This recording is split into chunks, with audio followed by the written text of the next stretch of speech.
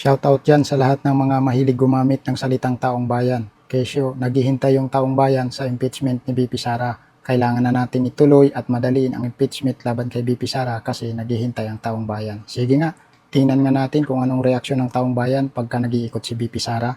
Sige nga, lalabas yung kasinungalingan nyo. Tingnan natin.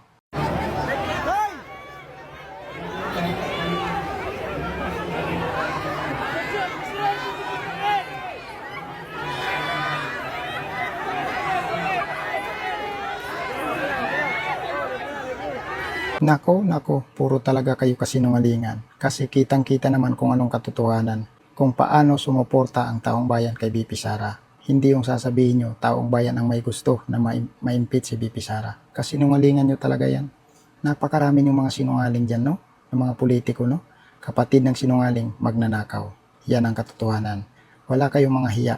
Hindi nyo pinapakinggan ang taong bayan, di ba? Sa hinaing nila. Ang gusto ng taong bayan, panagutin ang tunay na magnanakaw dyan sa kaban ng bayan. Pero ang ginagawa nyo, ipa-impeach si BP Sara kahit na walang katotohanan, yung mga ebidensya nyo kahit gawa-gawa, puro kasinungalingan. Di ba?